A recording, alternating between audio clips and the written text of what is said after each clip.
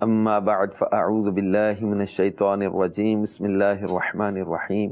الصلاۃ والسلام علیک یا رسول اللہ وعلی آلک واصحابک یا حبیب اللہ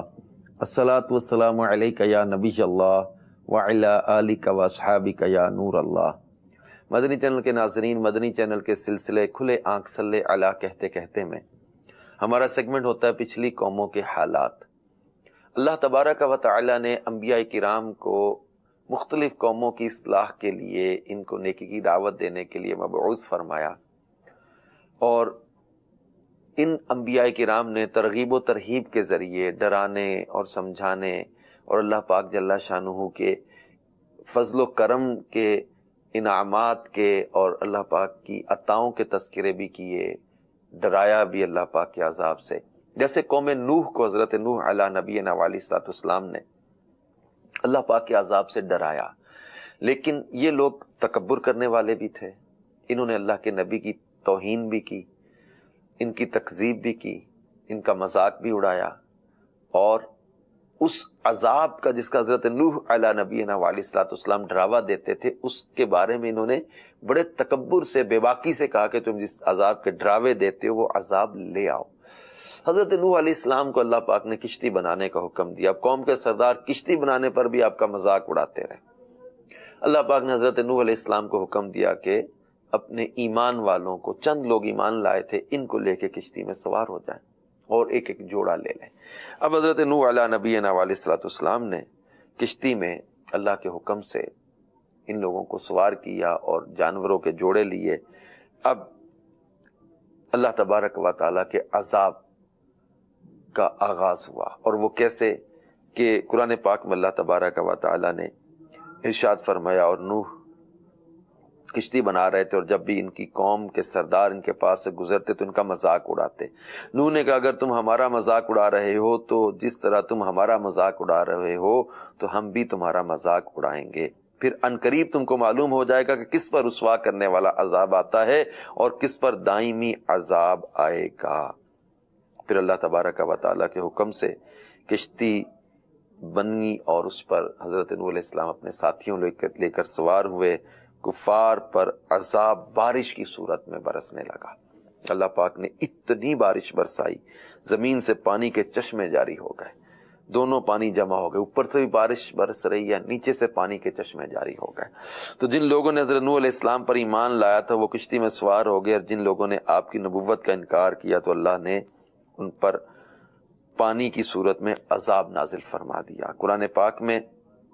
سورہ قمر میں فرمایا، سو ہم نے موسلادھار بارش سے آسمانوں کے دروازے کھول دیے اور ہم نے زمین سے چشمے جاری کر دیے، سو دونوں پانی اس چیز کے لیے جمع ہو گئے جو ان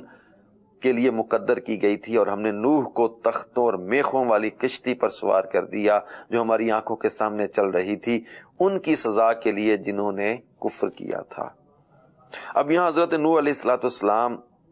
نے جو کشتی بنائی، اب یہ پانی جیسے جیسے بلند ہوتا گیا یہ کشتی اونچی ہوتی چلی گئی،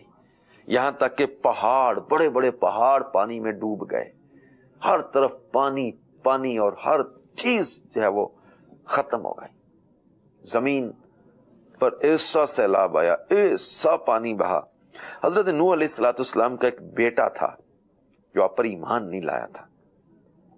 حضرت نوح علیہ نبینا علیہ الصلوۃ والسلام نے اپنے اس بیٹے سے کہا کہ تم بھی کشتی میں سوار ہو جاؤ، اس کو ایمان کی دعوت بھی دی، لیکن اس نے کہا کہ میں کسی پہاڑ کی پناہ میں آ جاؤں گا اور وہ مجھے بچا لے گا۔ حضرت نوح علیہ السلام نے فرمایا اللہ پاک کے عذاب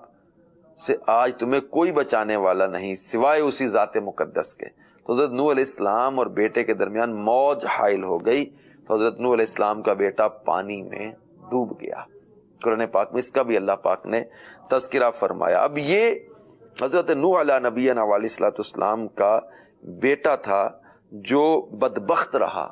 بد نصیب رہا، اس قوم کے لوگوں کے ساتھ مل گیا، حضرت نوح علیہ نبینا علیہ الصلوۃ والسلام پر ایمان نہ لایا،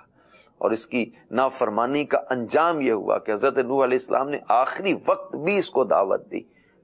آجا اہل ایمان کے ساتھ مل جا، کشتی میں سوار ہو جا، مگر وہ بد نصیب اپنی بدبختی پر اڑا رہا اور اس نے کہا کہ میں تو پہاڑ کی اوٹ میں چلا جاؤں گا، اب اس کو کیا خبر کہ اتنے بڑے بڑے پہاڑ بھی ان قریب پانی میں ڈوبنے والے ہیں. اللہ کا عذاب تھا وہ جو طوفان تھا،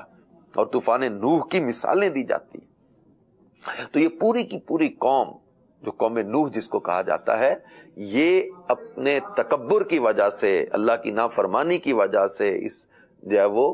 تکذیب کی وجہ سے، اور اس جو ہے وہ